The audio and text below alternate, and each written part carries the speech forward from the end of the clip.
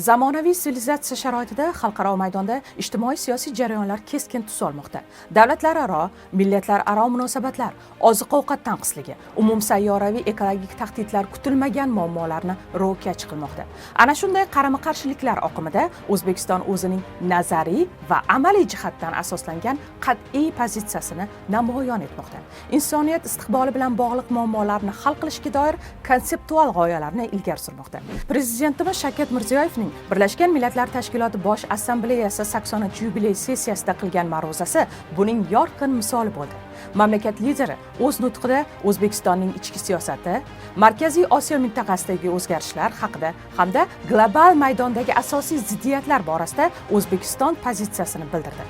Tinchlik, adolat, birdamlik, hamjihatlik g'oyalariga yo'g'rilgan tashabbus va takliflarni ilgari surdi. O'zbekiston yetakchisi zamonaviy xavf-xatarlarga qarshi samarali kurashish, rivojlanayotgan davlatlarning manfaatlarini himoya qilish maqsadida Birlashgan Millatlar Tashkiloti Xavfsizlik kengashini transformatsiya qilish va uning tarkibini kengaytirishga chaqirdi. Prezidentimiz so'z avvalida barqaror rivojlanish maqsadlariga hamohang holda demokratik, huquqiy, ijtimoiy va dunyoviy yangi O'zbekistonni barpo etishda ochiq va pragmatik siyosat olib borilayotganini, bu borada ortga qaytmas islohotlar amalga oshirilayotganini, eng asosiy maqsad inson qadri va farovonligini oshirish ekanini qayd etdi. Barcha soha va yo'nalishda qilingan ishlar, yangilik va o'zgarishlarni aniq raqamlarda keltirib o'tdi. So'nggi yillarda O'zbekistonda kambag'allik darajasi 35% dan 6.6% gacha qisqartirishga erishdik. Bunga avvalo ta'lim va ilm-fan sohasini o'zgartirish, innovatsion tarmoqlar va texnologik sanoat korxonalarini barpo etish, yashil energetika va transport infratuzilmasini modernizatsiya qilish, kichik biznesni har tomonlama rivojlantirish va natijada millionlab ish o'rinlarini yaratish orqali erishmoqdamiz. Prezident O'zbekistonda umumiy va oliy ta'lim, sog'liqni saqlash, xotin-qizlarga imkoniyatlar yaratish borasida olib borilayotgan ishlarga to'xtaldi. Pedagoglarning o'zaro tajriba va bilim almashishi uchun yagona xalqaro platformani yaratish maqsadida O'zbekistonda Butunjahon professional ta'lim sammitini o'tkazish taklif etildi. Yurt yetakchisi Markaziy Osiyodagi o'zgarishlar haqida so'zlarkan, so'nggi yillarda mintaqada yangi siyosiy muhit paydo bo'lganini alohida ta'kidladi.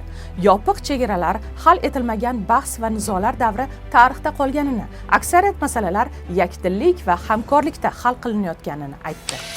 Shuni qat'iy ishonch bilan aytishim mumkinki, bugungi kunda yangi Markaziy Osiyoni shakllantirish jarayoni boshlandi. Mintaqamiz o'zining hamjihatligi, barqarorligini o'ziga xosligi bilan xalqaro munosabatlar tizimida alohida subyekt sifatida tobora mustahkam o'rin egallanmoqda. Prezident o'z nutqida Afg'oniston masalasiga ham to'xtaldi. Afg'oniston yakkalanib qolishiga yo'l qo'ymaslik muhim ekanini ta'kidlab, u yerda transport logistika loyihalarini rivojlantirish maqsadida Birlashgan Millatlar Tashkilotining alohida rezolyutsiyasini qabul qilish taklifi bilan chiqdi. Nutqda shuningdek, Birlashgan Millatlar Tashkilotining terrorizmga qarshi kurash boshqarmasi bilan hamkorlikda reabilitatsiya va qayta integratsiya masalalari bo'yicha tuzilgan mintaqaviy kengashni xalqaro kompetensiyalar markaziga aylantirish, terrorizmga qarshi kurash boshqarmasining mintaqaviy ofisini O'zbekistonda ochish, barqaror rivojlanish maqsadlari uchun o'zaro transport bog'liqligini mustahkamlash global mexanizmini joriy etish, iqlim migratsiyasi masalasida keng xalqaro sheriklik va muvofiqlashtirilgan siyosat yuritish uchun global pakt qabul qilish takliflari ilgari surildi.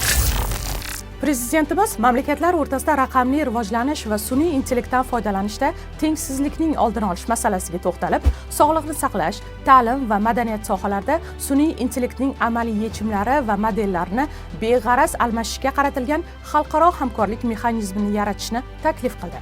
Mamlakatimiz rahbari oliy minbarda yana bir ustuvor masalaga barchaning e'tiborini qaratdi. Ertangi kunimiz dunyoning taqdiri va farovonligi o'sib kelayotgan yosh avlod qo'lida. Yoshlarimizni qalbini va ongining tinchlik, gumanizm va do'stlik, o'zaro ishonch va hurmat bilan oliyjanob g'oyalari sindirish dolzarb vazifamizdir. Bu borada jahon yoshlarining tinchlik sari harakatining ta'sis etish va uning qarorgohini O'zbekistonda joylashtirish taklifini ilgari suramiz. Nutq so'ngida prezidentimiz buyuk ajdodlarimiz, mutafakkir allomalarning ma'naviy va ilmiy merosining taqdimotini Birlashgan Millatlar Tashkilotida o'tkazish niyatini bildirdi. Bir so'z bilan aytganda, O'zbekiston rahbarining ushbu yubiley sessiyadagi nutqi davlatimizning jahon hamjamiyatidagi mavqei va nufuzini yana ham oshirdi. Dunyoning eng faol davlat sifatidagi siyosiy irodasini, qat'iy pozitsiyasini yana bir bor namoyon etdi.